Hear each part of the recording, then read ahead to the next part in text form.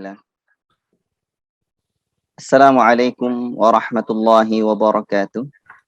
Innal hamdalillah nahmaduhu wa nasta'inuhu wa nastaghfiruh wa na'udzu billahi min shururi anfusina wa min sayyiati a'malina. May yahdihillahu fala mudilla lahu wa may yudlil fala hadiyalah.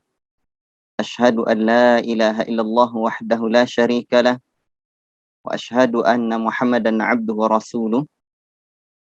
يا أيها الذين آمنوا اتقوا الله حق تقاته ولا تموتن إلا وأنتم مسلمون يا أيها الناس اتقوا ربكم الذي خلقكم من نفس واحدة وخلق منها زوجها وبث منهما رجالا كثيرا ونساء واتقوا الله الذي تساءلون به والأرحام إن الله كان عليكم رقيبا يا أيها الذين آمنوا اتقوا الله وقولوا قولا سديدا يصلح لكم أعمالكم ويغفر لكم ذنوبكم ومن يطع الله ورسوله فقد فاز فوزا عظيما أما بعد. Ikhwati fillah, barakallahu fikum. Syukur kita kehadirat Allah Rabbuna tabaraka wa ta'ala. Allah yang senantiasa memberikan kita rahmat dan nikmatnya, sehingga kita masih dapat hidup dalam kesempatan yang sesaat ini, di alam yang bernama dunia fana ini. Semoga hidup kita yang singkat ini bermanfaat buat anak, keluarga, dan umat ini. Khairun nas anfa'uhum linnas. Sebaik-baik manusia adalah orang yang paling banyak memberikan manfaat buat orang lain. Ahlan wa sahlan wa marhaban bikum, selamat datang dan bertemu wahai sahabat-sahabatku, kawan-kawan para penuntut ilmu. Dan ini merupakan nikmat Allah Subhanahu wa taala, kita bertemu via Zoom ini. Ya.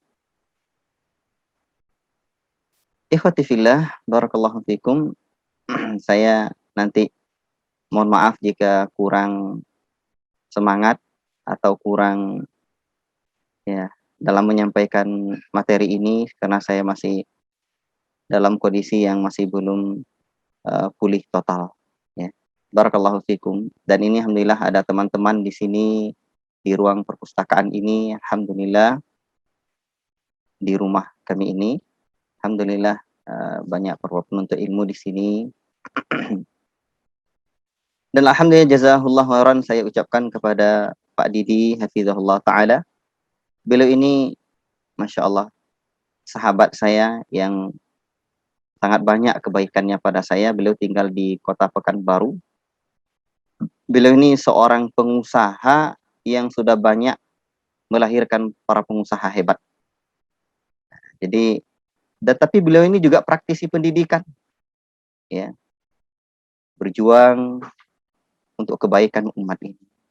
Saya berharap orang-orang seperti beliau semoga dibanyakkan oleh Allah Subhanahu wa taala, dan khusus kepada beliau pribadi, ya. Saya berharap semoga satu hari ya beliau kita punya pesantren ya yang menghadirkan peradaban sunnah di tengah umat ini di atas manhaj salaful ummah. Barakallahu fikum.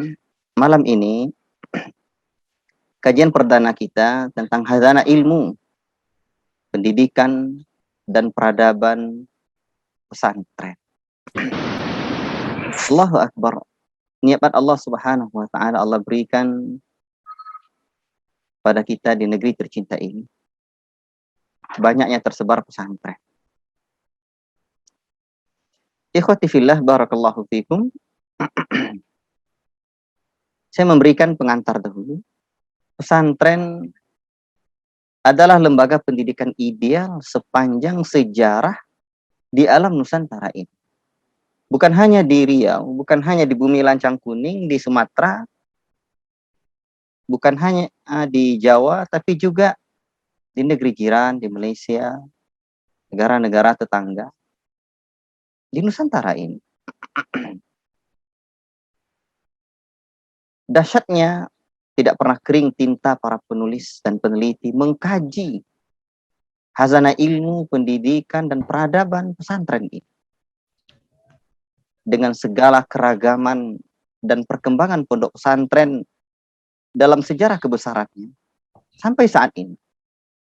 Dengan segala kesederhanaan sarana dan prasarana, fasilitas yang ada di pesantren tetap melahirkan orang-orang hebat, pejuang-pejuang umat.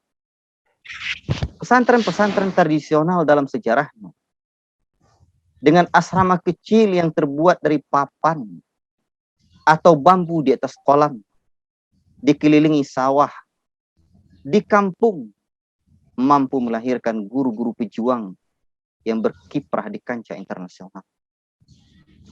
Dan satu bangsa itu memang butuh guru-guru pejuang yang rela berkorban. Apabila di sebuah negara tersebut banyak guru-guru pejuang yang rela berkorban ini, Masya Allah, hasilnya bakal luar biasa. Dan sesungguhnya maju mundurnya sebuah negara itu tergantung kepada pendidikan yang ada di negara itu. Kondisi negeri kita hari ini adalah potret pendidikan 20 tahun, 25 tahun, 30 tahun, 40 tahun yang lalu. 1945 negeri ini merdeka. Itu adalah potret pendidikan yang ada di negeri ini di awal abad 20. Ya, 1900-an. Allahu Akbar. Dan insya Allah Ta'ala kita gali nanti dalam kajian Hazanah Ilmu, Pendidikan dan Peradaban Pesantren ini. Bagaimana sejarah pesantren melahirkan para pejuang. Generasi 45 bukan terlahir begitu saja. Tapi ada didikan-didikan, sentuhan-sentuhan terbawi dari para ulama yang ada di pesantren-pesantren. Allahu Akbar. Ikhwati fillah, barakallahu fikum. Untuk itu, dalam kajian kita ini, di antara hal yang kita bahas nanti, ya, sejarah awal pesantren. Pesantren itu sejarah awalnya seperti apa. Dan kita harus mengerti. Apabila ada negara yang ingin menjajah negara lain, agar kekal jajahannya, ada langkah mereka yang jitu. Apa itu? Mereka putuskan anak bangsa itu dari sejarah bangsanya. Maka kita tidak boleh melupakan sejarah kita. Bung Karno dahulu, sang proklamator negeri ini berkata, jas merah, jangan sekali-kali melupakan sejarah. Dan kita juga jangan sekali-kali melupakan sejarah dakwah. Ikhwati fillah barakallahu fikum. Kemudian ciri khas pondok pesantren. Ya. Termasuk juga fungsi ideal pondok pesantren yang malam ini kita rencanakan untuk membahasnya. Tapi ya kita dialog santai saja. Tidak selesai malam ini karena ilmu itu para ulama itu luas. Ya kita sambung pada pertemuan yang akan datang insyaallah ta'ala. Termasuk juga pribadi santri ideal. Seperti apa santri ideal? Santri ideal itu termasuk juga peradaban surau di alam Minangkabau. Di Sumatera ini, di alam Minangkabau khusus, itu pesantren tidak ada. Yang ada itu dulu surau, kemudian berubah menjadi madrasah. Tetapi dari surau inilah anak-anak surau itu merantau, melahirkan orang-orang hebat. Sekelas Kiai Haji Agus Salim, Pak Muhammad Nasir, Buya Hamka, dan orang-orang hebat yang telah terkenal di negeri ini, yang telah berjasa dalam sejarah perjuangan bangsa kita tercinta. Sosok kiai, buya dan tuan guru perlu kita pahami seperti apa sosok seorang kiai. Ya di Jawa sana kiai, di sini ya buya, di alam Sumatera itu di buya, atau di sebagian tempat tuan guru. Kekerabatan para kiai, dan ini mereka banyak besanan. Ya tradisi ya jodoh menjodohkan di pesantren itu luar biasa, dan itu bagian dari perkembangan strategi perkembangan dakwah yang dibuat oleh para kiai dan buya. Termasuk nanti kita bahas pendanaan pondok pesantren. Ini penting ini. Dan saya yakin yang hadir ini orang-orang ya yang punya cita-cita tinggi. Cita-cita besar. Dan cita-cita besar itu simpel saja. Selesai mondok, buat pondok. Ya, peduli dengan kondisi masyarakat. Ya. Alhamdulillah. Dan tidak semua kita ya mesti jadi ustadz. Tetapi semua kita mesti memikirkan kondisi umat. Termasuk sosok Umi di pondok pesantren. Pengaruh sosok istri Buya dan Kiai itu luar biasa. Ya. Lihatlah bagaimana pengaruh sosok istri dari Buya Muhammad Nasir rahimahullah ta'ala, misalkan. Atau istri dari Buya Hamka. Ya. Dan guru-guru kita yang lain yang mendakwakan tauhid dan sunnah di negeri ini. Dengan segala kekurangan-kekurangan mereka sebagai manusia, yang salah ya salah, yang benar ya benar. Kita harus mengikuti jalan yang benar. Termasuk Buya dan Kiai itu jantungnya umat. Dan umat itu, seorang da'i itu, saya ulangi, seorang da'i, seorang Buya dan Kiai itu terlahir di tengah-tengah umat. Ya. Nah, ini butuh uraian nanti. Merantau ala santri. Kalau dulu di alam Minangkabau itu surau, merantau. Sebelumnya mereka dididik di Lapau. Untuk apa? Belajar berdebat dengan hikmah, dengan penuh adab. Nah inilah Lapau melahirkan orang-orang Masya Allah yang jago bernegosiasi, diplomatik hebat seperti Kiai Haji Agus Salim. Tradisi khataman kitab di pondok pesantren. Ini penting sekali. Khataman kitab. Belajar dari kulit sebelah kanan sampai kulitnya sebelah kiri. Khatam. Ya. Allahu Akbar. Di benua Hindustan sana juga ada tradisi khataman kitab. Dan mereka mulai dengan tradisi khataman kitabullah Al-Quran. Kemudian kutubus sittah, 6 induk kitab hadis. Allahu Akbar. Nah, ini perlu kita contoh juga. Karakter terbawi seorang murabbi para santri. Seperti apa seharusnya karakter pada diri seorang murabbi itu. Guru-guru itu adalah murabbi ummah. Kiai dan Buya itu adalah murabbinya ummah. Yang harus hadir sosok itu di tengah-tengah santri. Karakter terbawinya harus ada. Tradisi menulis di kalangan pesantren. Kalau kita baca kitab adab para ulama seperti yang ditulis oleh Al-Imam Nawawi rahimahullah ta'ala. Di antara adab seorang guru itu menulis. La ilaha illallah. Luar biasa. Menulis. Ternyata di negeri tercinta ini, di alam Nusantara ini, para ulama-ulama kita, Buya-Buya dan Kiai-Kiai itu, tuan guru itu, mereka sejak dulu menulis. Kita mesti ingat. Negeri kita ini disatukan oleh Al-Islam. Nusantara ini disatukan oleh Al-Islam. Dan juga bahasa Melayu. Dan dulu para kiai, para buya-buya kita, tuan guru dan ulama di negeri ini, yang ada di negeri ini, menulis kitab dalam bahasa Arab Melayu. Allahu Akbar. Luar biasa. Ya. Maka menulis sampai hari ini kitab-kitab mereka dibaca. Bahkan oleh orang-orang Arab sendiri mereka kenal kitab-kitab yang ada di negeri ini. Kitab dari tanah Jawi. Inilah alam Nusantara ini. Allahu Akbar. Mulai dari kitab yang ditulis dengan bahasa Melayu sampai kitab yang ditulis dalam bahasa Arab. Ya. Oleh karena itu, para guru-guru di pesantren mesti punya budaya menulis. Menulis. Allahu Akbar. Santri adalah pejuang sepanjang sejarah peradaban pesantren. Santri itu pejuang. Pejuang hebat malah. Bahkan ketika kita mempelajari sejarah, lihatlah bagaimana orang petinggi-petinggi negeri ini, ya, mereka dahulu belajar di sekolah-sekolah para penjajah. Sekolah-sekolah Belanda. Tapi kenapa mereka menentang para penjajah? Allahu Akbar. Di sini ada rahasia besar. Ternyata ada tangan-tangan, sentuhan tangan para kiai, sentuhan didikan buya-buya terhadap mereka. Sebutlah misalkan Bung Karno. Siapakah yang pernah mendidiknya? Pak Cokro Aminoto. Haji Ahmad Dahlan sejak usia 15 tahun.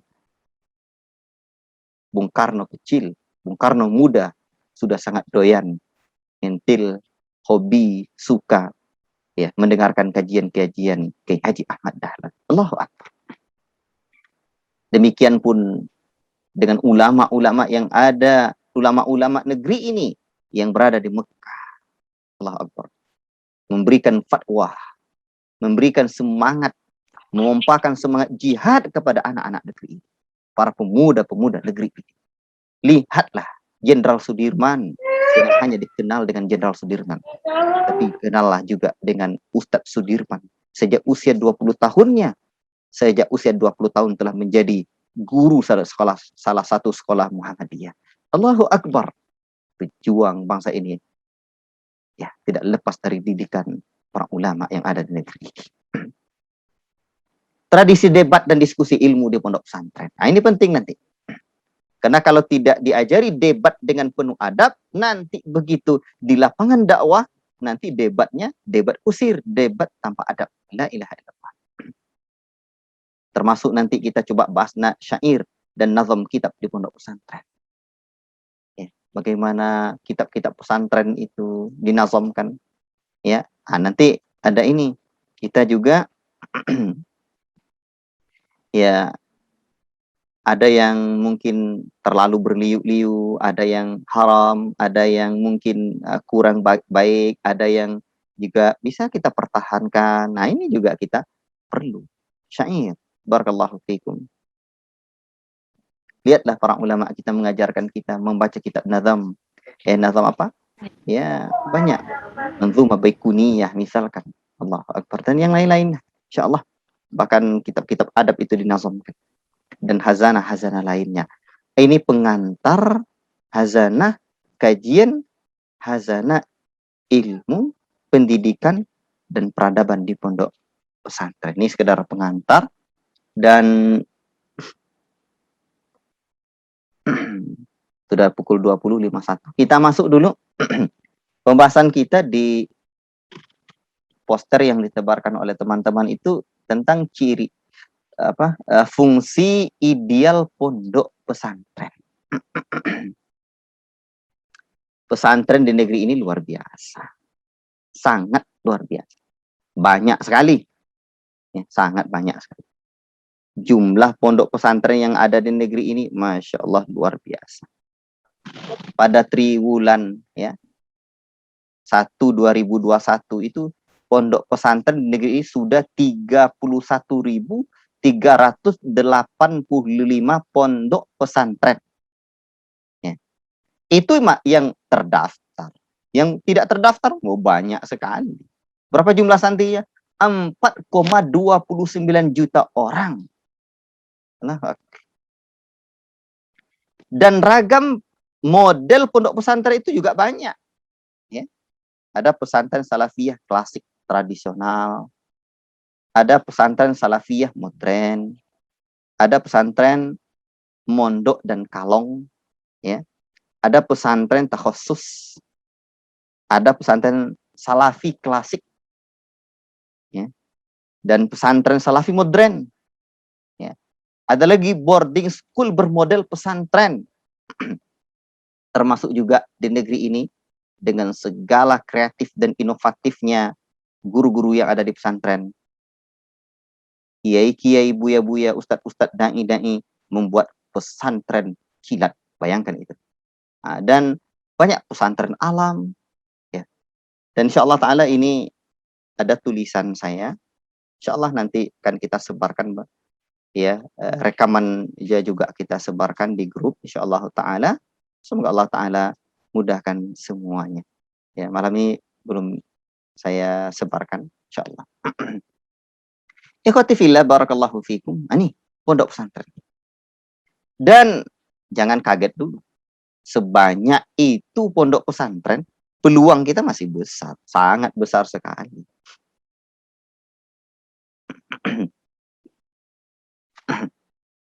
Karena memang negeri ini luas.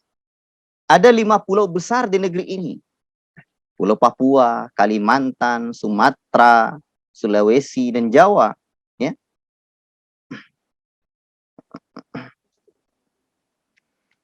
Berdasarkan keputusan Menteri Dalam Negeri nomor 146 1417 tahun 2020 tentang penetapan nama, kode, dan jumlah desa seluruh Indonesia tahun 2020. Negara kita terdapat 34 provinsi, 514 kabupaten kota. Ini datanya valid atau tidak ini? Nah, itu ditengok lagi di Wikipedia atau yang lain ya. Kadang data-data itu ya kurang ya. Tapi ini berdasarkan keputusan Menteri Dalam Negeri ini. Nah, ya. Kemudian kabupaten kotanya, kecamatannya ada 7.244 kecamatan. Desanya 74.961 desa. Bayangkan itu. Makanya wajar saja kalau pondok pesantren, tadi ada berapa? Pondok pesantren ya ada 31.000. Ya. Desanya ada 74.000. Ya. Allahu Akbar. Itu artinya kita masih berpeluang banyak. Ya. Kalau kita satu desa saja punya satu pesantren, itu 74.961 desa. Nah, belum lagi jiwa, ya. Berdasarkan sensus penduduk tahun 2020, jumlah penduduk negeri ini sudah sebesar 270 juta jiwa. Allahu Akbar. Barakallahu fikum. Dan di negeri ini banyak pulau-pulau terpencil. Banyak. Nanti insya Allah ta'ala kita bahas ini dalam kajian tentang, insya Allah malam besok saya buat kajian tentang bincang dakwah pelosok negeri. Bincang dakwah kampung dan pelosok negeri. Insya Allah kita akan berbicara tentang ini insya Allah. Ikhwati fillah barakallahu fikum. Maka sedemikian besar potensi yang ada di negara kita ini, di negeri tanah tumpah darah kita ini, dan sedemikian banyak pondok pesantren, belum lagi alumni-alumninya. Kita perlu merancang ya dengan segala amanah yang Allah Ta'ala titipkan pondok pesantren agar menjadi pondok pesantren ideal. Maka fungsi pondok pesantren ideal ini harus sama-sama kita pahami. Dan ini tidaklah yang menyampaikan ini lebih baik dari antum yang mendengarkan. Saya sangat yakin yang hadir ini ya, teman-teman kami, sahabat-sahabat kami yang jauh lebih baik dari kami. Kalaulah bukan karena agama ini adalah agama nasihat, saling nasihat, menasihati, saling mengingatkan, agama yang mengajarkan untuk terus saling belajar, saya tak sanggup berbicara di hadapan antum. Wallahi summa wallah, demi Allah. Tetapi karena kita ada perintah, ada syariat, ada tradisi para ulama kita untuk sama-sama terus belajar. Mari kita sama-sama belajar. Ikhwati fillah, kawan-kawan, sahabat, handai taulan semua yang peduli dengan nasib umat ini. Secara ringkas, dengan waktu yang terbatas malam ini, kita boleh pertajam dalam diskusi nanti. Dan pertemuan kita ya pekan depan insyaallah ta'ala. Fungsi pesantren ideal, tapi ini adalah sebuah cita-cita, sebuah harapan dan perjuangan. Inilah harapan kita. Inilah harapan masyarakat kita. Harapan kita bersama. Agar pesantren menjadi pesantren yang ideal. Dan ini pula yang mesti kita perjuangkan. Bukan soal mampu atau tidak mampu, tapi soal kita mesti bisa. Kita mesti perjuangkan. Kata Pak Didik ini sering beliau bilang, kalau orang profesional ya, urusan narkoba, kelas kakap ya. Kenapa kalau orang kelas kakap ya, urusan narkoba, kenapa kok kita tidak profesional urusan akhirat ini? Nah, ini kan sesuatu yang harus kita pikirkan. Maka sebagai orang yang peduli nasib bangsa ini, yang peduli nasib umat ini, kita tidak mau kalah oleh para misionaris. Mau tidak mau, kita harus berjuang untuk mewujudkan pesantren ideal itu. Apa fungsi pesantren ideal itu? Baik. Minimal, ini minimal. Fungsi pesantren ideal itu ada 3. Fungsi pesantren ideal itu ada 3. Pertama, menjadi pusat dakwah, pendidikan, dan perjuangan umat. Nah, ini yang pertama. Menjadi pusat dakwah, pendidikan, dan perjuangan umat. Allahu Akbar. Yang kedua, saya belum terangkan secara global dulu. Fungsi pesantren ideal itu adalah menjadi mercusuar potret, mercusuar atau potret peradaban umat. Dari pesantren lahirnya peradaban umat.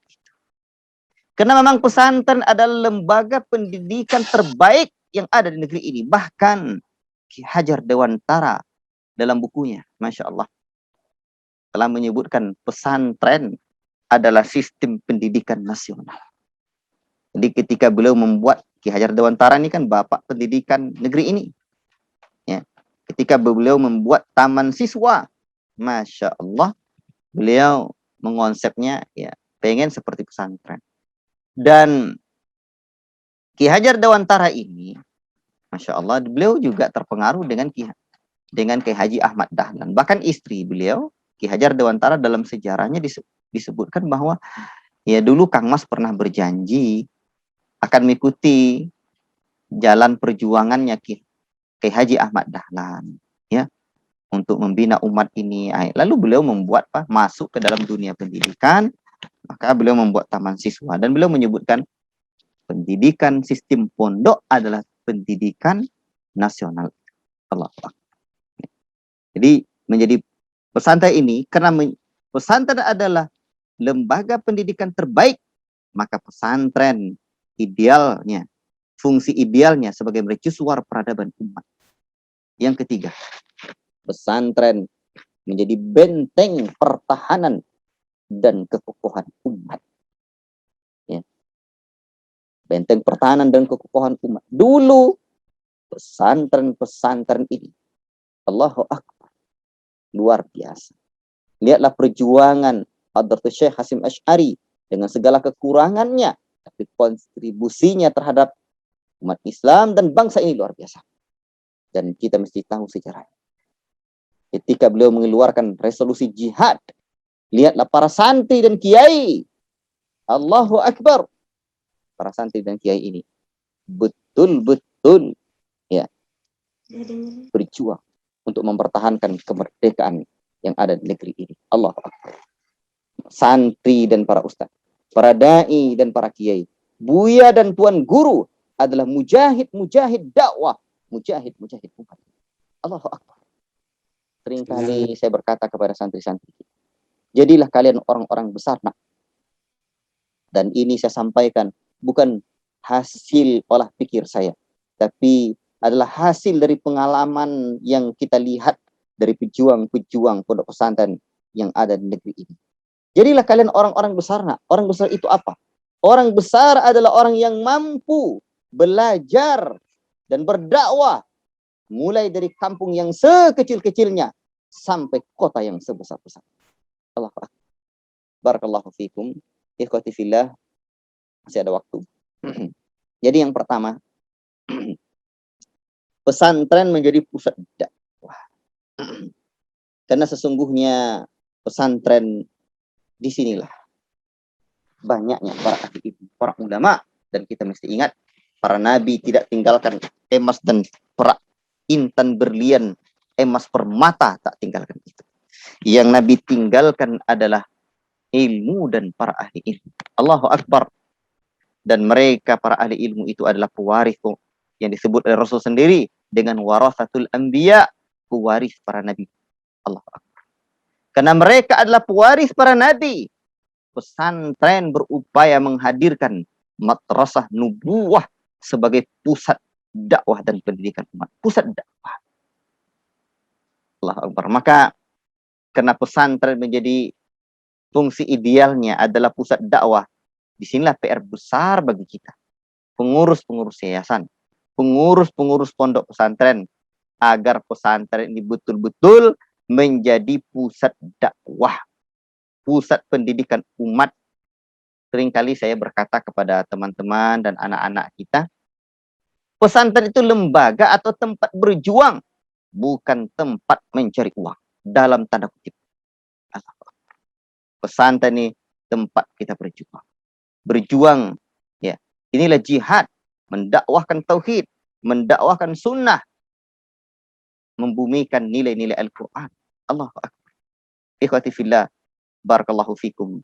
Maka jika pesantren adalah lembaga, tempat, wadah perjuangan, ya, maka sungguh sangat ironi, ya, sangat rugi wacana pendidikan pesantren atau pendidikan apapun terus-menerus hanya memperdebatkan soal gaji guru, baik guru tetap maupun guru honorer. Sungguh sangat memprihatinkan. Jika guru-guru terpaksa harus melaksanakan, ya, harus juga terpaksa melakukan aksi untuk diterima sebagai pegawai ya, yang orientasinya adalah uang. La ilaha illallah. Nilai-nilai perjuangan itu akan hilang. Guru sebagai sosok pejuang itu akan hilang. La ilaha illallah. Maka disinilah, ya, pesantren sebagai pusat dakwah, pendidikan, dan perjuangan. Karena pesantren adalah sebagai pusat dakwah yang perlu kita pikirkan. Pusat pendidikan, maka disinilah tantangan bagi kita.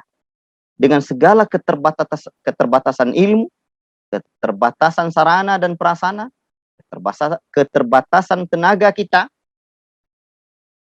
kita coba berpikir. Mungkinkah pesantren hanya menerima orang-orang kaya? Mungkinkah pesantren hanya menerima orang-orang yang cerdas saja? Kadang kita mendengar guru-guru dakwah berkata, ya, dan ini renungan-renungan. Kita menyebut sekolah kita sekolah favorit. Pesantren kita adalah pesantren favorit. Ya, tetapi yang kita terima hanya orang-orang kaya. Ya, yang kita terima hanya orang-orang yang cerdas. Bisa menghafal Quran 2 halaman dalam 1 jam.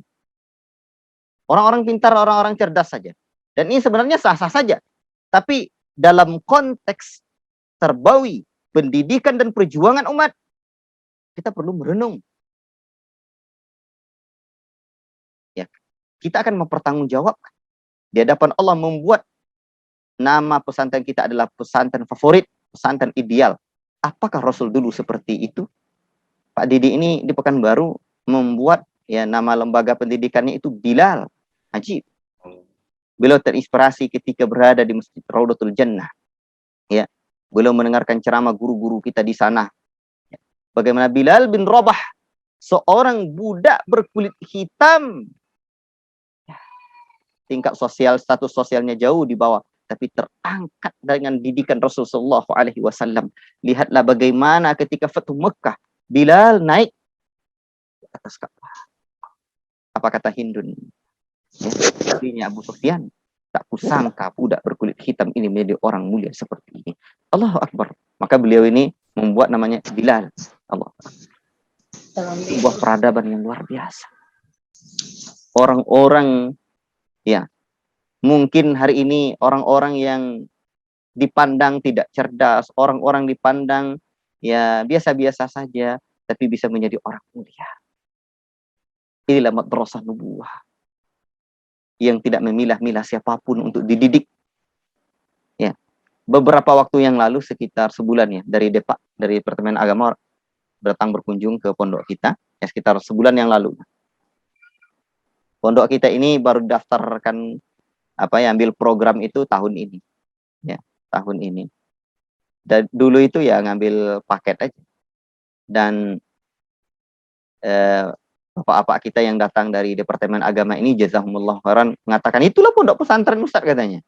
Sebab dulu pesantren kita ini besar, kecil, tua, muda, laki-laki, perempuan, lajang, janda, dan duda ada di sini. Paling kecil usia 6,5 tahun, paling tua ya 60 tahun lebih umurnya, sampai sudah ada yang wafat di sini.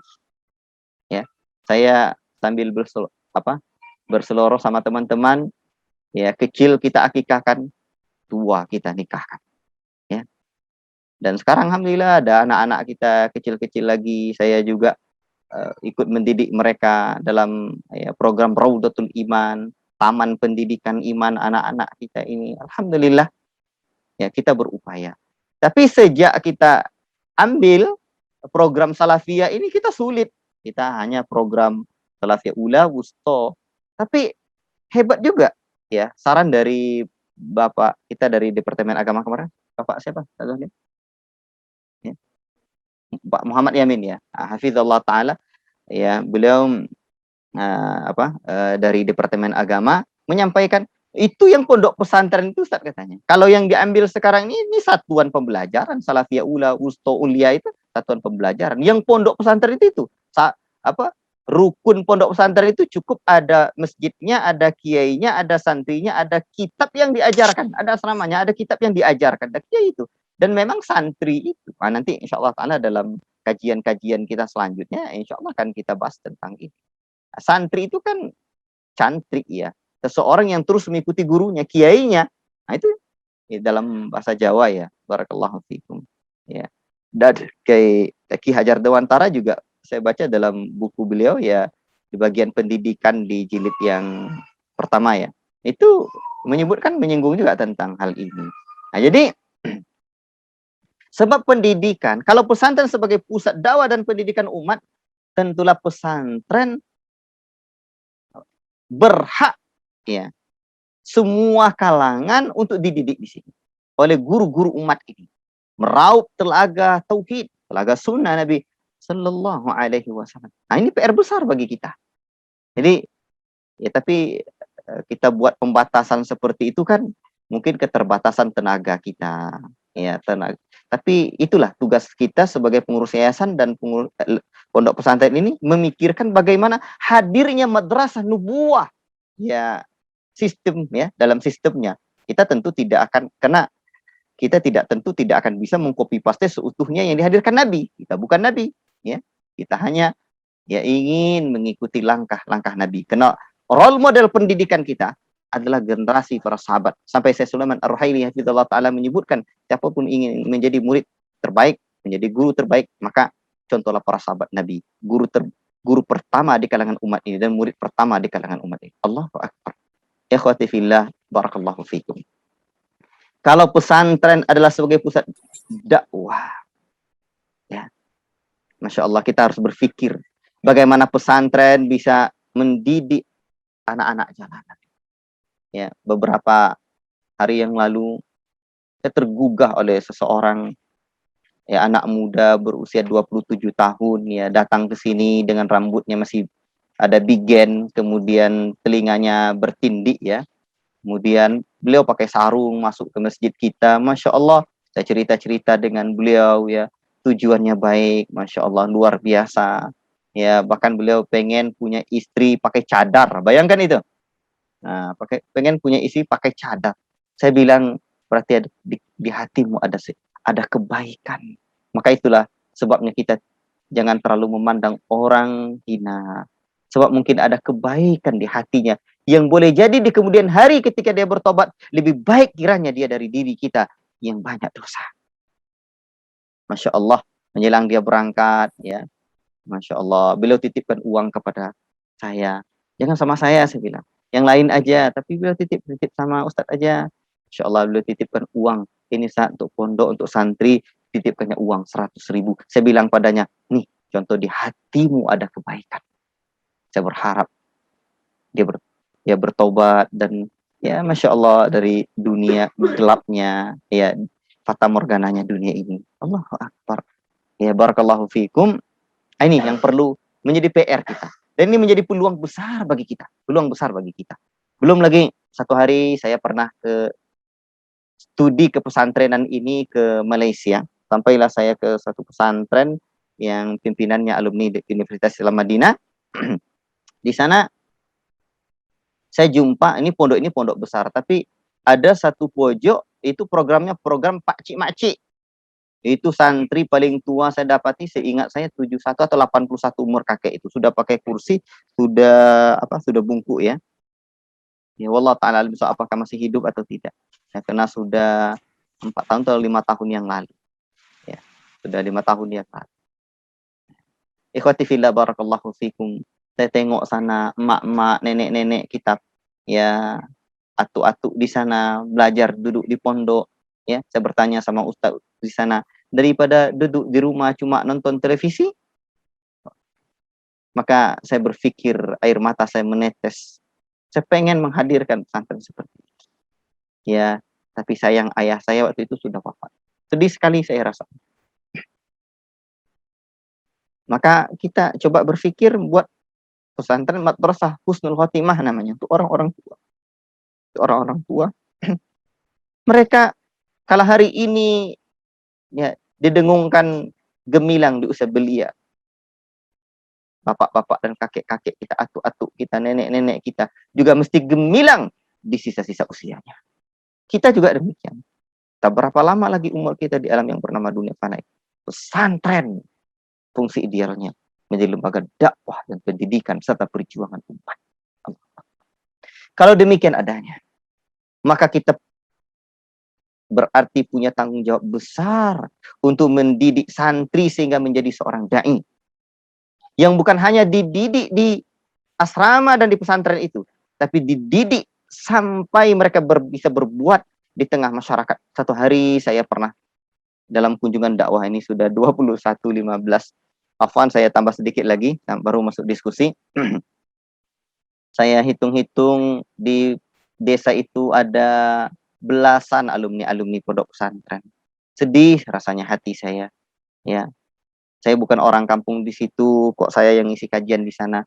Saya bukan orang hebat, ya. Tetapi hati saya sedih saja, ya, karena memang di kampung dan saya ini tidak cuma dai kampung, ya.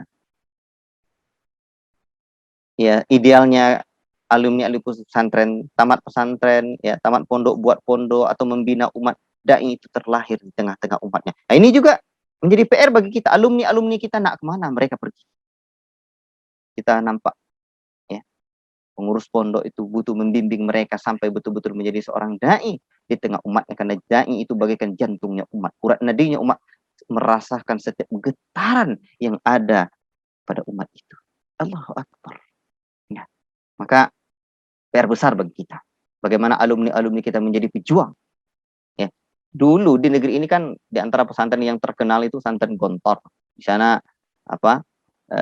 Ustaz Abdullah Zain dulu belajar, dan banyak ustaz-ustaz kita yang lain. Termasuk ini saya kira Ustaz Zarkasi juga mendengarkan dengan segala kerendahan hati beliau yang perlu kita tiru dan perlu kita belajar. Seharusnya saya yang belajar di majelis beliau, tapi Masya Allah kemarin Selasa juga beliau hadir, ya. Mungkin ayah beliau, karena beliau bercita sama saya, karena ayah beliau ya mencintai Kiai Haji Imam Zarkasi, dibuat nama anaknya Zarkasi. Masya Allah. Haji Zarkasi ini ketika ada santrinya yang sudah selesai kemudian berkunjung lagi ke pondok pesantren, bertanya, kamu sudah mengajar atau sudah berdakwah lah? Belum Kiai, mati kamu. Berarti menurut Haji Imam Zarkasi, ilmu itu, ya, yang sudah dapat itu tidak diajarkan. Artinya alumni-alumni pesantren, santri-santri yang pernah dididik di pondok pesantren tidak mengajarkan ilmu itu bagaikan, ya, menurut beliau, ghafarallahu lahu, ya, rahimahullah taala, mati. Dan ketika kita mempelajari kitab Ta'limul Muta'alim, bagaimana juga dalam khutbah Abdullah Zain, ya, santri pejuang, itu bagus sekali khutbah beliau. Hafizallah taala, ya, santri itu ya pejuang. Nah, jadi menurut beliau dalam kitab Ta'limul Muta'alim, dalam kitab Ta'limul Muta'alim itu disebutkan ilmu yang bermanfaat itu ada 2 kategori. Pertama, ilmu yang diamalkan, 2, ilmu yang diajarkan. Maka alumni-alumni pesantren mesti mengamalkan ilmu, mesti memperjuangkan, mendakwahkan ilmu, mendidik umat, mendakwahkan tauhid dan mendakwahkan sunnah Nabi Shallallahu Alaihi Wasallam. Ya, kalau memang ayah atau orang tua dia masih hidup di kampung, ya, dia mesti memikirkan kondisi ini, memikirkan orang tuanya dan keluarganya. Ya ayyuhalladzina amanu qu anfusakum wa ahlikum nara. Di sini ada wa ahlikum dan keluargamu. atas dasar itulah kita mesti merenung, ada saatnya kita mesti pulang kampung atau sampainya dakwah kita ke kampung. Wallahu taala alam bisawab, karena keterbatasan ilmu ini yang paling utama dan juga keterbatasan waktu. Maka cukup demikian dulu materi dari saya, dan kita masuk kepada diskusi insyaallah taala pekan depan. Kita akan lanjutkan ya bagian kedua dari fungsi pesantren IDIAP ini. Wallahu taala alam bisawab. Saya kembalikan kepada sahabat kita Pak Didi ya Muryadi hafizahullah taala. Tafadhal Pak. Masya Allah, barakallahu fiik Ustaz. Uhibbuka fillah. Masya Allah, Ana sangat terharu sekali mengingat bagaimana perjuangan di awal-awal pondok ini berdiri, bagaimana perjuangan Ustadz dan kawan-kawan di sana, gitu ya. Di sini Ana menarik sekali Ustadz, ingin bertanya, ya. Tadi kita banyak sekali menyebut tentang visi peradaban, kita membangun peradaban, dan juga kata Bung Karno, ya, Ustadz menyampaikan bahwa jas merah, jangan melupakan sejarah. Tapi justru yang terjadi hari ini, afwan kalau Ana salah, begitu, jarang sekali kita mendengar kata-kata peradaban. Allah Ta'ala alam, mungkin keterbatasan ilmu Ana, mungkin keterbatasan pergaulan Ana, jarang sekali kita mendengar tentang bagaimana ingin membangun peradaban. Dan bahkan yang kita lihat bagaimana hari ini sejarah itu dianggap sepele, dianggap sebelah mata, begitu Ustaz. Nah ini bagaimana Ustaz? Dan buat Bapak Ibu semuanya, ya barakallahu fiik atas kehadirannya, atas partisipasinya, mudah-mudahan Allah mencatat kita sebagai hambanya yang senantiasa belajar, senantiasa menuntut ilmu, dan kita membuka sesi tanya jawab. Silahkan bagi ikhwani fillah, ya akhwati fillah, semuanya, ya Bapak Ibu, ayah bunda, silahkan boleh menuliskan pertanyaan di kolom komentar, dan nanti insya Allah akan Ana bawakan, akan Ana sampaikan kepada Buya kita, Ustadz Firdaus, hafizahullah ta'ala. Baik, begitu Ustadz, kira-kira. Kenapa ketika kita melihat sangat sedikit, ya baik, sangat sedikit isu peradaban, dan bahkan dianggap apa ya, sepertinya tugas pondok atau tujuan kita masuk anak ke pondok nggak jauh-jauh dari menghafal ya, baik menghafal hadis atau menghafal Al-Quran ya. Tapi sangat jauh kita mendengar isu peradaban ini, Ustaz. Seperti apa ini, Ustaz? Ya, jazakallah khairan Pak Didi, hafizallah ta'ala. Alhamdulillah, ini seharusnya Ustaz Zarkasi ini yang jawab. Alhamdulillah, ternyata beliau, Masya Allah. Barakallahu fiik, jazakallah khairan kepada yang hadir dari mana-mana yang saya lihat. Walaupun ya tidak ya ratusan, tapi Masya Allah. Ini ada Akhi Mikel ya, luar biasa beliau ini. Alhamdulillah, jazakallah khairan semangatnya. Dan tadi ada dari Jambi dan bapak-bapak kami yang lain. Baik, kasih banyak Pak Didi, hafizallah ta'ala. Dulu kami ya, ini tablet saya ini Pak Didi yang menghadiahkan ini. Dulu di sini beliau buat apa namanya, email itu namanya Project Peradaban Sunnah. Dan sekarang dengan teman-teman juga ada email kami peradabansunnah@gmail.com. Jadi peradaban itu adalah manifestasi dari sebuah ideologi. Diwujud ya, sebuah ideologi itu ya itulah peradaban. Nah, dan insya Allah ta'ala pada pertemuan yang akan datang kita akan berbicara tentang peradaban ini. Kita mesti ingat, walan tarda ankal yahud walan nasara hatta tattabi'a millatahum. Sekali-kali tidak akan ridho orang Yahudi dan Nasara sampai kita mengikuti millah mereka. Ya, peradaban mereka. Bahkan Rasul menyebutkan ya, bagaimana kita orang-orang akan mengikuti, insyaallah pada pertemuan akan saya sebutkan, shibran bi shibrin wa dhira'an bi dhira'in hatta law dakhalu juhra dabbin la dakhaltumuh. Nah, kita akan mengikuti gaya-gaya peradaban orang-orang Yahudi dan Nasara, sejengkal demi sejengkal, sehasta demi sehasta, sampai ketika mereka masuk lubang dob, Saking membeonya mereka, kita masuk. La ilaha illallah. Jadi peradaban ini potret sebuah umat. Ini ketika pesantren menjadi mercusuar, ya, peradaban umat itu artinya manifestasi dari peradaban yang ada di pesantren itu, atau ya tauhid dan sunnah yang kita ajarkan di pesantren ini.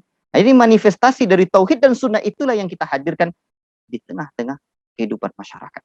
Nah, sehingga pesantren itu ya dengan segala kesederhanaannya ini masih mampu.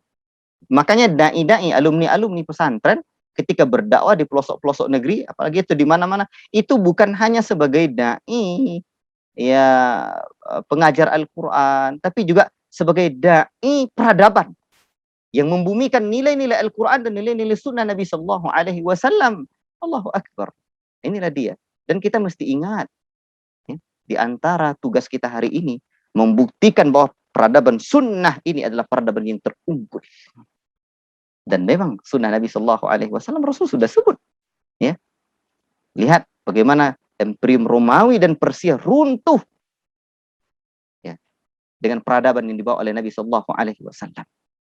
Padahal rumah Nabi dalam, ya, di dalam sejarah yang ada seperti pengungkapan Al Hasan, beliau mengangkat tangannya dan menjangkau loteng rumah Nabi, ya, itu terjangkau oleh tangannya. Bayangkan itu. Luar biasa. Tapi meruntuhkan peradaban Imperium Yahudi, Imperium Persia dan Romawi. La ilaha illallah.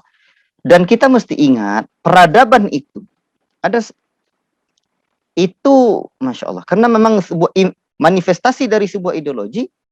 Nanti akan saya sampaikan ada beberapa peradaban, ada ya beberapa peradaban yang mendominasi dunia nih, termasuk negeri kita ini, Insya Allah Taala. Dan ini tantangan bagi kita. Ya. Syekh Muhammad rahimahullah taala punya satu kitab yang disarah oleh Syekh Shalih Fauzan, Masail Jahiliyah, perkara-perkara jahiliyah. Ini peradaban-peradaban jahiliyah ini. Ini peradaban-peradaban jahiliyah. Oleh sebab itu, ikhwati fillah, barakallahu fikum, harus kita sadar. Termasuk di antara peradaban-peradaban jahiliyah modern hari ini, ya. Segala bentuk liberalisme, ya. Ya, pemisahan antar agama dengan kehidupan ini, sekularisme dan yang lainnya, isme batil. Ini peradaban. Inilah perjuangan kita hari ini. Pondok pesantren menghadirkan itu. Termasuk juga menghadirkan peradaban yang lain. Peradaban itu kan luas cakupannya. Bayangkan itu. Pesantren juga pilarnya masjid. Bagaimana Rasul membangun peradaban Mekah itu. Yathrib itu kan sesuatu kampung yang berpenyakit. Tapi terangkat derajatnya. Sehingga dahulu, Masya Allah, luar biasa. Banyak yang nyesal lagi. Yang nyesal setelah melihat Yathrib menjadi negeri yang berperadaban, menjadi Madinatul Munawwarah. Allahu Akbar. Nyesal. Ternyata peradaban ini peradaban dari langit. Makanya saya sering menyebutkan istilah membumikan peradaban sunnah. Ini peradaban yang datang dari langit. Kita harus ya sampai ke bumi peradaban ini. Dan kenapa kau harus membumikan? Membumi itu sesuatu yang mengakar, sesuatu yang kokoh. Nah, insya Allah Ta'ala pada pertemuan yang akan datang kita bahas tentang ini. Pak Didi, jazakumullah khairan. Saya silakan silakan Pak Didi, barakallahu fikum. Masya Allah, barakallahu fikum, Ustaz. Masya Allah. Ini satu penjelasan yang sangat menyentuh hati saya dan mungkin kawan-kawan, para ustadz, para asatizah dan kaum muslimin semuanya, di mana Ana merasa malu sekali ya ketika kita melihat potret hari ini, Ustadz. Tadi Ustadz sempat bercerita ya bagaimana negara ini dibangun oleh para buya kita, sosok santri-santri yang militan, Ustadz. Bagaimana dengan keikhlasan pejuang-pejuang kita yang mereka dari pondok pesantren ini, Ustadz. Akan tetapi kalau kita melihat hari ini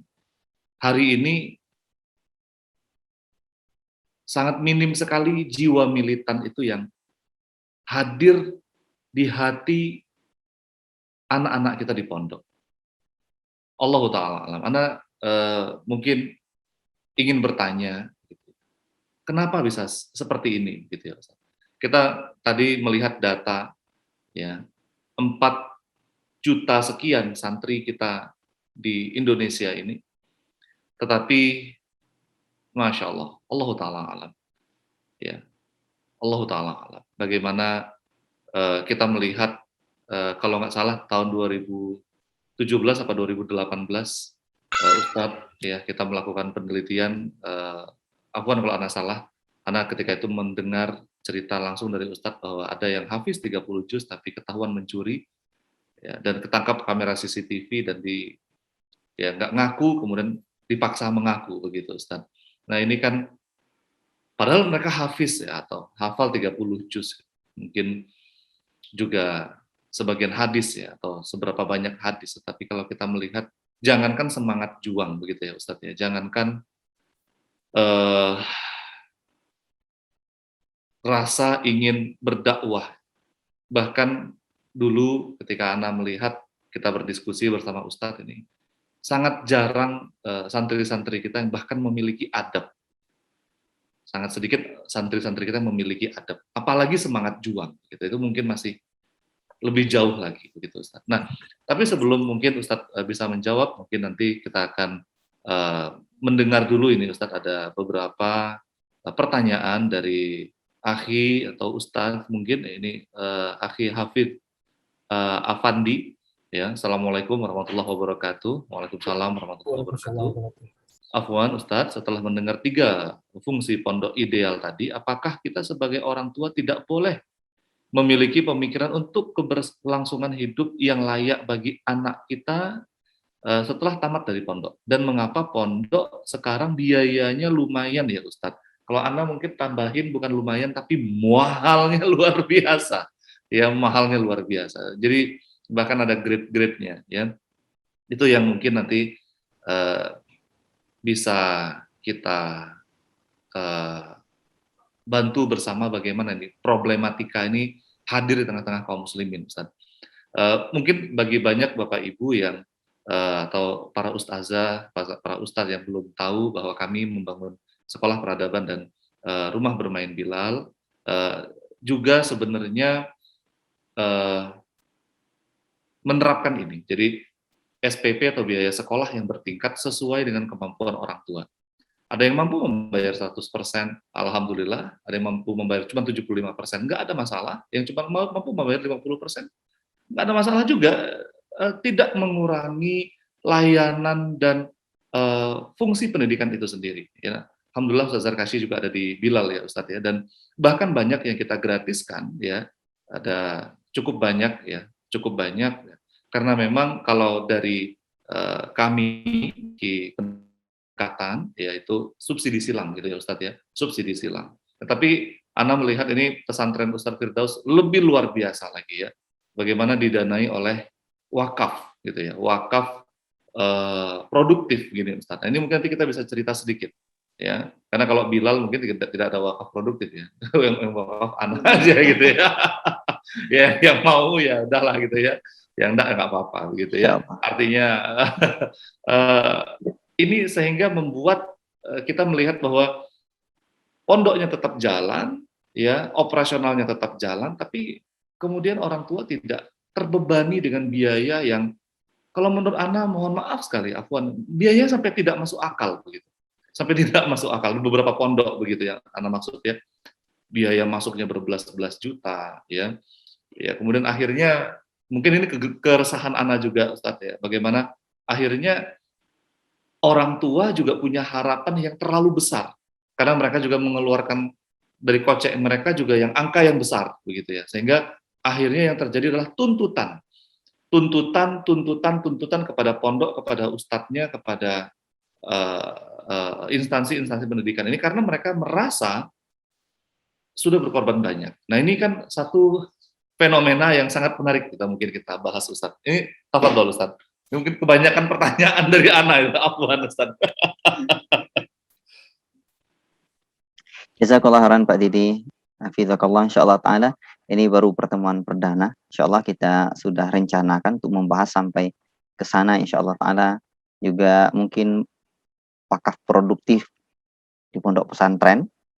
termasuk juga sisi pendanaan yang lain. Ya, tapi markis ini memang Masya Allah, pejuang-pejuang di sini luar biasa. Sahabat-sahabat kita, abang-abang, adik-adik, dan kawan-kawan kita. Baik, ini pertanyaan Ibu tadi, saya coba fokus dulu. Atau Bapak ya, Hafiz Ya, Afandi. ya. Setelah mendengar, apa tadi, 3 fungsi pesantren ideal tadi, apakah kita sebagai orang tua tidak boleh memiliki pemikiran untuk keberlangsungan hidup yang layak? Boleh sekali, Pak. Jadi, ilmu agama itu tidak dikotomi ilmu. Islam itu tidak mengajarkan dikotomi. Dan itu bagian dari sekularisme. Ya. Bagian pemisahan sains ini dengan agama. Alam ini ciptaan Allah Ta'ala. Nah, ini boleh. Ya bahkan bayangkan kalau kita sudah tua-tua kayak gini kan, ya belajar kan nggak susah juga apa. Ya kalau kita berpikir dengan ya segala upaya kita, kita biasa membiayai anak-anak pesantren, luar biasa itu. Ya. Membiayai anak-anak yang menghafal Quran, membiayai para dai kan luar biasa. Makanya di sini kan santri-santri belajar gratis ya dengan segala perjuangan kawan-kawan kita ini. Jangan tanya keteterannya, jangan tanya ya segala perjuangan yang ada itu ya. Karena memang harus berjuang. Tetapi dari sisi lain saya sering katakan kenapa kita buat pesantren gratis? Biar kalian nanti kreatif ya untuk bisa membuat pesantren gratis juga. Lalu saya menjawab lagi, bukankah banyak ya alumni-alumni pesantren bahkan sampai kuliahnya, sampai S1-nya mendapatkan pendidikan gratis, tapi pulangnya membuat pesantren mahal. Nah, itu sebabnya kita harus membuat mereka harus kreatif. Jadi boleh Pak, silahkan. Ya, lihat Abdurrahman bin Auf luar biasa. Bagaimana kekayaan beliau. Tapi beliau kan ada riwayat yang menangis. Mengadu kepada salah satu ummul mukminin. Ya, kenapa harta itu diwakafkannya, kemudian datang lagi, diwakafkan datang lagi. Kalau orang sekarang kan, ya harta habis seperti itu tuh dia nangis. Ini nangisnya takut, ya, seperti ini terus datang sama saya. Urwa al-Bariki, salah seorang sahabat Nabi Shallallahu Alaihi Wasallam, dikasih uang sama Rasul 1 dinar, disuruh beli kambing 1. Kemudian saking jagonya bernegosiasi, berdagang, ya maka beliau pulang membawa dia beli 1 dinar ini 2 ekor kambing. Di dalam perjalanan pulang, beliau jual 1 dinar 1 ekor kambing. Dibawanya ke hadapan Nabi 1 dinar dan 1 ekor kambing. Bayangkan itu. Jadi pendidikan Nabi itu ya demikian. Bagaimana Nabi mendidik sahabat untuk punya etos kerja, dikasihnya ya alat untuk bisa bekerja, bukan ya cuma kasih gitu aja. Nah ini boleh. Kemudian apa? Mengapa pondok sekarang biayanya lumayan ya? Gini Bu. Jadi saya kemarin saya buat tulisan atau nanti insya Allah Ta'ala boleh kita bahas lagi. Mondok gratis ya. Anak mondok gratis jangan bangga dulu. Ya. Karena kita kehilangan kesempatan mendapatkan amal jariah yang besar mendidik anak kita. Semakin besar uang yang kita keluarkan untuk pendidikan anak kita, maka semakin besar pula pahala yang akan kita dapatkan. Ya. Kalau saya hitung-hitung minimal itu biaya anak mondok itu ya dikalkulasikan itu lebih 833.000. Ya. Itu 1 orang anak. Ya. Jadi kalau begitu Ustaz gimana? Ya gitulah. Maka jangan bangga. Kalau kita mampu, tapi kalau kita tidak mampu, disinilah pesantren. Sebab Buya itu tangannya di atas sepanjang sejarah peradaban surau dan kepesantrenan. Ya. Kalau Buya, ya saya lah sekarang tangannya kita ini di bawah. Ya mohon maaf, kita ya terima amplop, ya gitu aja dan bahkan mengejar amplop. Bukan ini dalam tanda kutip ya, dalam tanda petik ya. Tetapi orientasi Buya-Buya dulu itu perlu kita renungkan dengan kondisi kita sekarang. Buya-Buya dulu, coba bayangkan. Buya-Buya dulu itu datang Nah, ini saya sering buat contoh. Datang orang misalkan, Buya, Ustadz, ini di rumah saya berasnya udah hampir habis, pekerjaan tidak ada. Satu kali dia datang sabar, kedua sabar, ketiga sabar, keempatnya dia ngomong lagi, nggak ada lagi beras di rumah saya. Mungkin nggak kaji sabar juga yang masih diberikan, nasihat sabar juga, ya sabar juga. Tapi berasnya sudah nggak ada lagi. Disinilah Buya mengelola harta wakaf. Nah, tidak mesti dari uang yang ada di kantong Buya, tapi inilah Buya mengelola harta umat. Barakallahu fikum. Ini mungkin ini yang bisa saya jawab karena keterbatasan waktu. Mungkin Pak Didi ini sudah, Iya, nanti saya masih buka silakan, tapi kita juga kesempatan buat yang lain. Saya iya Ustaz. kembalikan ke Pak Didi terlebih dahulu. Jazakumullah Baik, khairan. Insyaallah ada waktunya kita bahas lebih dalam lagi insyaallah. Mudah-mudahan Allah manjangkan umur kita dalam ketaatan ini. amin insyaallah, amin insyaallah. Barakallahu fiik Ustaz. Baik, ini kita lanjut kepada pertanyaan kedua dari akhi atau bapak kita atau Ayah Abdurrahman ya. Eh, Bismillah, Assalamualaikum warahmatullahi wabarakatuh Ustaz. Terkadang pondok pesantren tidak menerima santri bermasalah karena khawatir akan mempengaruhi santri-santri yang sudah ada di pondok. Nah, Masya Allah, ini tadi sempat kita bahas ya Ustadz ya, bahwa peran ya pondok pesantren ini seperti apa dan bagaimana ternyata Ustadz menerima ya anak-anak yang Masya Allah, ya, anak sangat terharu sekali mendengarnya yang masih pakai bigen, yang ada bekas tindik di telinganya, begitu ya. Sementara saudara kita, Akhi Abdurrahman mengatakan bahwa terkadang banyak ya, pondok yang tidak bisa menerima karena alasan takut mempengaruhi santri-santri yang lain. Apalagi terkadang orang tuanya pun telah menyerah dalam mendidik anaknya. Mungkin Anda boleh tambahkan sedikit keresahan Anda pribadi, semacam pesantren ini tempat buangan karena anak itu terlalu nakal, karena orang tuanya tidak sanggup lagi mendidik, akhirnya ya sudahlah, kamu ditaruh di pesantren. Mungkin begitu ya Ustaz Zarkashi ya, yang kita lihat, yang kita rasakan begitu ya. Lalu dilanjutkan dari pertanyaan beliau, bagaimana seharusnya Ponpes menyikapi hal ini, Ustaz? Ya, karena mendidik ini kan tadi Ustaz menyampaikan kita tidak hanya mendidik yang kaya, tidak hanya mendidik yang pintar-pintar saja, tapi juga yang bermasalah. Ini bagaimana, Ustaz? Alhamdulillah, jazakallah khairan. Cuman saya ingatkan ini ada yang mau komunikasi langsung, nanti silakan nanti kita buka saja Pak Didi, insyaallah interaktif. Ini Ustadz kita ini, Ustadz Abdurrahman di Pulau Punyalai, yang alhamdulillah berdakwah di sana, mendidik santri kita di markas tahfiz kita di sana. Kita namakan dengan markas tahfiz Jaziratul Quran, artinya pulau Masya Quran. Allah. Mudah-mudahan menjadi pulau Ahlul Quran. Alhamdulillah, beliaulah yang pengasuh ya anak-anak kita di sana. Alhamdulillah, jazakallah khairan.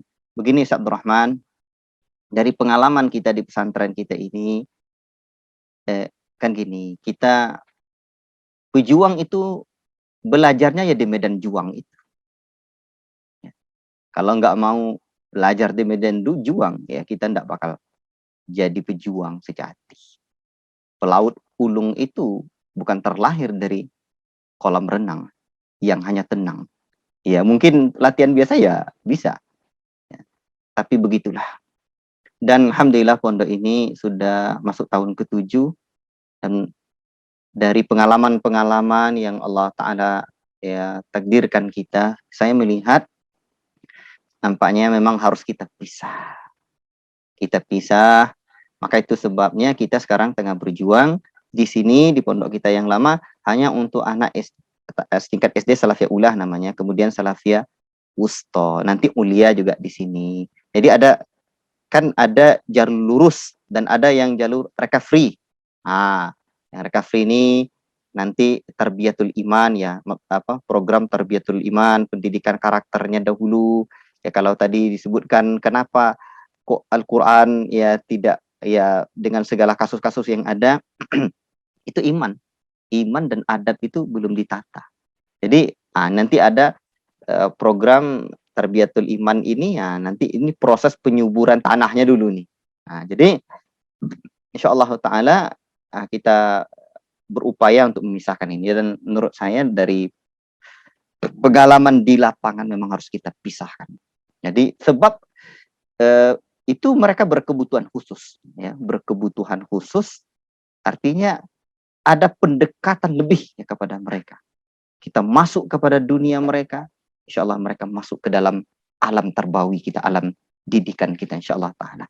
Mungkin ini secara ringkas terlebih dahulu ya. Dan jika jadi kan pesantren itu pusat dakwah dan pendidikan umat. Nah, jadi kita berupaya mau tidak mau pondok pesantren itu ya pondok pesantren ideal, kan fungsi ideal tadi. Mau tidak mau tidak hanya ya takhusus saja. Dan untuk takhusus itu mungkin ya program untuk, saya mengatakan begini, kalau tahulah saya dari dulu bagaimana buat pesantren, ya cukuplah dari atas dan dari bawah. Dari bawah untuk anak-anak kita. Dari atas kita mengkader para murabbi dahulu. Mengkader para muadib terlebih dahulu. Kenapa? Karena fa inna ayunahum maqudatun bi'ainik.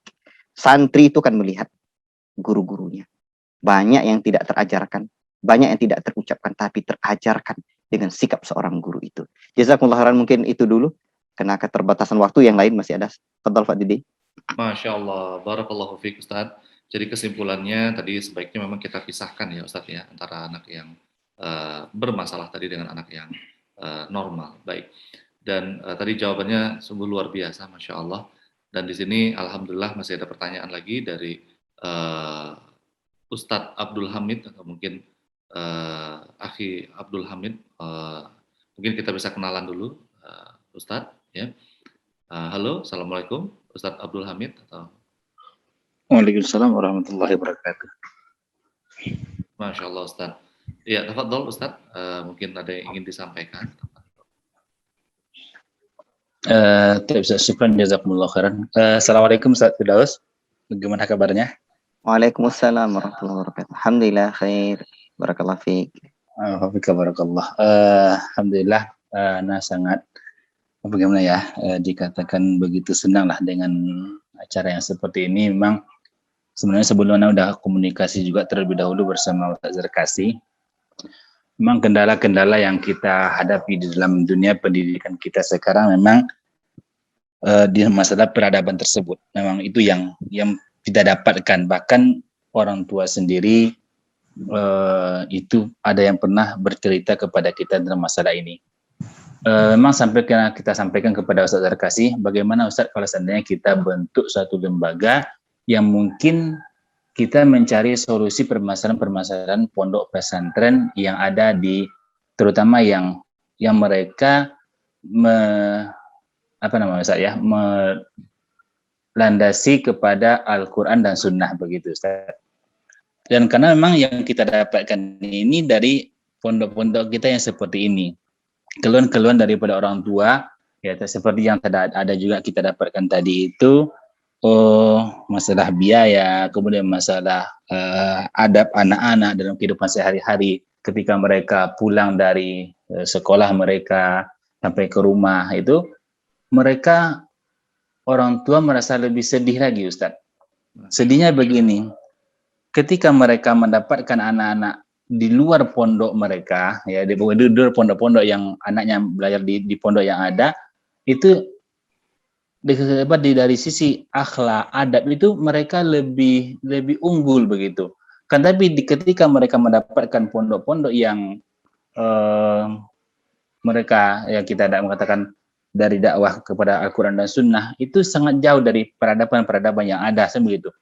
Sehingga kita melihat mereka ini seperti ada semacam penyesalan begitu ketika memasukkan anak ke sebuah pondok yang mereka inginkan, tapi mereka tidak mendapatkan apa yang mereka inginkan tersebut Ustaz begitu. Jadi mungkin apa kira-kira solusi yang bisa kita berikan untuk kawan-kawan kita Ustaz dalam mencapai supaya peradaban-peradaban yang lama ini bisa timbul kembali Ustaz. Mungkin itu yang mungkin Anda tanyakan Ustaz. Barakallahu fikum, jazakallahu khairan. Masya Allah, barakallahu fiik Ustaz, jazakallahu khairan Ustaz. Ya Masya Allah, wallah tidaklah yang ditanya ini lebih baik dari yang bertanya. Mohon afwan Pak Didi, saya langsung ini. Ya, alhamdulillah. Ya, solusinya nyata di hadapan kita Pak. Alhamdulillah ada Pak Didi yang sangat peduli dengan pendidikan, Ustaz Zarkasi, Masya Allah. antum ya, alhamdulillah ternyata saya jadi malu. Abdul Hamid ini luar biasa ya hadir di sini dan inilah solusinya. Karena mau tidak mau kita saling berdiskusi tentang kondisi umat ini. Kenapa para ulama dan para pejuang negeri ini dulu menjadi pejuang? Ulama pejuang berarti. Karena mereka saling berdiskusi tentang kondisi umat ini. Karena salah satu dari tugas atau salah satu karakter seorang dai, seorang kiai dan buya serta tuan guru adalah peduli dengan nasib umat ini. Nah, peduli dengan, ya kalau kita sekarang berbicara dalam dunia pendidikan, kita berbicara apa kendala kita. Kita ini Ustaz, kita nih, saya lah dulu tampilannya aja yang bagus. Ya, Pak Didi ini tahu betul carut marutnya pondok kita, ya lembaga kita, diri kita. Maka di sinilah kita pentingnya apa? Saling bertanasuh. Ya, ini yang pertama. Kemudian kan kita perlu berbincang dengan tokoh umat. Sebenarnya itu yang saya harapkan ya hadir. Maka ya ada satu majelis lagi bincang terbawi pendidikan anak dan santri gitu ya. Saya berharap ini di sini kita temukan solusinya. Karena sebuah kebesaran dan kebangkitan itu berawal dari sebuah ya kemunduran. Orang sadar itu karena memang ya tidur kemudian bangkit ya. Jadi ada sesuatu yang keliru, baru kita sadar. Ini kemudian Ustadz Barakallahu Fik, insyaallah kan jelas bagaimana Umar bin Khattab ya dalam Al-Adab Syar'iyyah menyebutkan ta'addabu summa ta'allamu. Ini kan apa model pendidikan Islam. Tanamkan adab kemudian berikan ilmu. Ini kan luar biasa. Tadi saya nulis tentang ya tujuan pendidikan kita ini. Ini insyaallah kita bersama Ustadz, jazakallah khairan Ustadz, nanti kita berharap Ustadz kita ini terus memberikan masukan. Mudah-mudahan tidak hanya di dunia maya apabila kondisi Covid ini ya sudah memungkinkan kita untuk berjumpa, kita bisa berjumpa di dunia nyata ini juga. Tapi kita bisa berdiskusi di sini kan luar biasa ini. Ustadz Zarkasi di sana, saya di sini, Ustadz Abdul Hamid, Masya Allah hadir. Ini kan luar biasa. Jadi diskusi terbawi ini, diskusi keumatan ini, ya kalau mungkin kita ada pertemuan-pertemuan kadang ya kan ada pertemuan sama-sama makan. Nah ya ini ada pertemuan dulu kan begini dalam sejarah yang kita terima dan kita baca dari buku-buku dari apa ya guru-guru kita alhamdulillah hari ini juga membuka diri untuk membaca ini seperti Ustaz Abdullah Zain, kemudian Zainal Abidin dan banyak yang lain lagi sejarah negeri ini. Ternyata tokoh-tokoh umat di negeri ini, katakanlah misalkan Pak Muhammad Nasir. Ya, Pak Muhammad Nasir ini ya apa? Rumahnya itu menjadi tempat pertemuan para tokoh umat. Ya. Bahkan luar biasanya istri beliau itu yang memasakkan tokoh-tokoh umat itu.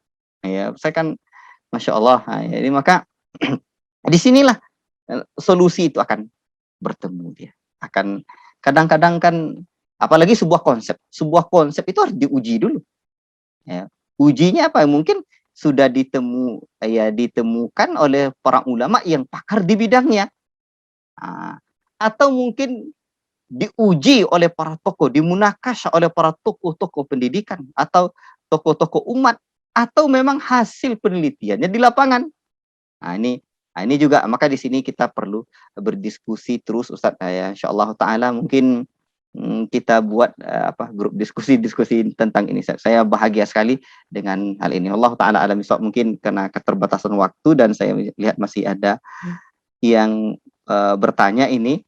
Jadi mohon maaf dulu Ustaz Abdul Hamid. Insyaallah taala saya berterima kasih sekali. Jazakumullah khairan, nafa'allahu bikal muslimin. Insyaallah taala kita bersama-sama dalam memikirkan ya seorang dai itu seorang mufakkir, seorang kiai buya itu seorang mufakkir, seorang pemikir umat ya. Karena kita apa ya, kalau tadi katakan didik militan ya.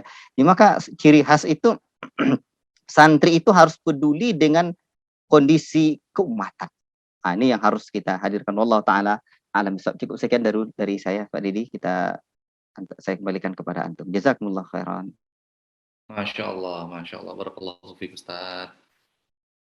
Terima kasih banyak Ustadz Abdul Hamid dan Ustadz Abdul Rahman yang bertanya dengan pertanyaan yang Masya Allah sekali ya. Sangat menggugah hati kita semua dengan kegelisahan yang hari ini kita rasakan bersama. Baik kita selaku orang tua yang melihat anak-anak kita atau melihat anak saudara-saudara kita yang kita rasa kita juga cukup bertanggung jawab ke depannya. Nah ini menarik Ustadz, ada satu lagi dari Abu Hilmi Ubaidillah, tapi Afwan, sepertinya kan ini sudah jam 21.54, sudah cukup malam, tapi apakah ini pertanyaan terakhir atau bagaimana? Silakan Pak, ini pertanyaan terakhir Pak Didi, silakan kita Pertanyaan baca. terakhir ya. Beliau menunggu-nunggu itu. Baik, baik. Ini Abu Hilmi atau Ustadz Abu Hilmi Ubaidillah ya. Eh, Assalamualaikum Ustadz, bagaimana menurut Ustadz menyikapi murabbi yang keterbatasan ilmunya dalam mendidik? Masya Allah, ini Masya Allah ya Ustadz ya. Ini bagaimana nih Ustadz? Jazakumullah khairan. Simpel saja, ya. Simpel saja ya. Keterbatasan kita itu kan ya terus kita belajar, belajar dan belajar. Lihat guru-guru kita berdakwah. Insya Allah seperti Ustaz Abdullah Zain, Insya Allah sebentar lagi beliau doktor ya. Ustaz Zainal Abidin, sebentar lagi beliau doktor menempuh jalur formal, terus belajar, terus mengkaji ya. Ya itulah biar jadi solusinya seorang guru itu betul-betul menjadi muaddib. Ya, kita menyebutnya di sini muaddib ya, seorang pendidik. Karena hakikat dari pendidikan itu salah satunya itu adalah takdib, penanaman nilai adab. Nah, nih, jadi mau tidak mau kita harus belajar adab dari guru-guru kita juga. Nah, wallahu taala alam bisawab. Dan ini kayaknya tadi saya terlewat Pak Didi, saya bacakan aja langsung. Jazakumullah khairan. Jadi yang bertanya ini kalau menghubungi saya langsung juga silahkan nanti insya Allah. Ya, silakan masuk di grup itu, cari saya ada di grup itu. Kemudian di sini ada yang bertanya Pak Didi, saya kena keterbatasan waktu kita. Gimana solusinya Ustadz, kita ingin berdakwah dan mendirikan yayasan tapi kita tidak mempunyai Ustadz karena kondisi keadaan, mohon pencerahan. Begini, babul ilmi qabla al-qawli wal amal, berilmu sebelum berkata dan beramal. Mau tidak mau kita harus terus belajar. Jadi kalau tidak ada Ustadz, antum jadi Ustadz, belajar terus. Nah ini dia. Jadi terus kita belajar. Jadi saya dulu ya, sekarang juga ilmu kita hanya setipis kulit bawang, ya masih ya sangat tipis sekali dan Masya Allah. Tapi dulu saya buat kajian ini, ya, saya enggak berani ngisi kajian. Cuma saya jadi panitia kajian. Jadi saya datangkan ustaz-ustaz, saya bawa guru-guru dakwah kita. Alhamdulillah terus kita belajar. Ternyata ya terus kita berbuat. Ya Allah Ta'ala kan sudah sebutkan siapa yang berjuang ya di jalan Allah Ta'ala akan Allah berikan petunjuk di jalan itu. Jadi inilah terus termasuk juga dengan dakwah kampung dan ya tentang peradaban umat ini saya melihat salah satu guru kita yang sepuh Ustaz Muhammad Wujud Hafizahullah Ta'ala, saya sampai di Magelang, saya tidur di rumah beliau ya. Kemudian saya belajar dan beliau bawa saya keliling ke pesantren-pesantrennya, ke lembaga-lembaganya. Saya merasakan sesuatu yang luar biasa. Ternyata belajar tidak hanya di bangku, tetapi juga di alam nyata itu sendiri. Dan saya melihat, Masya Allah, itu perlu kita pelajari terus dan terus belajar. Wallahu ta'ala sila kita kembalikan ke Pak Didi. Masya Allah, barakallahu fiik Ustaz. Jadi mudah-mudahan di sini ustaz-ustaz kita semuanya, para ikhwani fillah, akhwati fillah, mudah-mudahan kita terus menempa diri kita. Ana sangat Masya Allah sekali ya, sangat rindu dengan momen ini sebenarnya ya, Ustaz Firdaus. Kita sudah cukup lama tidak, Ana pribadi sudah rindu sekali ya, sudah cukup lama tidak berdiskusi tentang dunia pendidikan ini yang memang menjadi kegelisahan kita bersama, kekhawatiran kita ya. Kalaupun katakanlah kita mendidik anak kita dengan baik, katakanlah begitu, tapi lingkungan di luar sana yang siap meracuni anak-anak kita, siap meracuni keluarga kita, anak keturunan kita, cucu-cucu kita, ya tentu ini menjadi tanggung jawab kita. Karena jika tidak kita tangani, meskipun kita melindungi keluarga kita, anak-anak kita, orang-orang terdekat kita, ya. Tapi kita khawatir sekali ya, Ustadz, bahwa kita tertimpa bala dari fitnah akhir zaman atau fitnah yang tersebar dikarenakan kesalahan sistem pendidikan ini. Baik, ikhwani fillah, akhwati fillah, demikianlah kajian kita pada malam hari ini, kajian yang sungguh menggugah hati, menggerakkan jiwa untuk kita sama-sama membangun peradaban sunnah ini. Ana sangat tersentuh dengan perkataan Buya kita, Ustaz Firdaus hafizahullah, bahwa bukan seberapa mampu kita, tapi apa yang mungkin kita sudah berikan. Ana sangat mensupport bagaimana kita bisa mencetak kader-kader yang nantinya mereka akan melanjutkan perjuangan kita, dan ana yakin semuanya yang ada di sini, baik asatizah kita, para ustadz, ya, para orang tua di sini yang mungkin tidak bisa ana sebutkan satu persatu. Ana sangat rindu sekali bertemu dengan Ustadz Zaki. Di sini ada Ustadz Wirman, ya, ada mungkin Bang Asnan juga hadir, ya, dan para ustadz-ustadz kita yang Masya Allah, yang ana ingin sangat bisa menimba ilmu, ya, dari antum-antum semua. Tapi karena keterbatasan waktu dan juga keterbatasan kita semua, ana mohon maaf sebesar-besarnya atas nama diri ana, atas nama pembawa acara dalam acara ini, ya. Mudah-mudahan Allah menutup aib kita, Allah mengampuni dosa-dosa kita, Allah melipat gandakan usaha kita yang kecil sekali, yang mana jika peradaban Islam ini akan tegak di akhir zaman, setidaknya mudah-mudahan sumbangsih kecil kita menjadi pahala yang Allah catat, yang menjadi timbangan, memperberat timbangan kebaikan kita di padang mahsyar nantinya.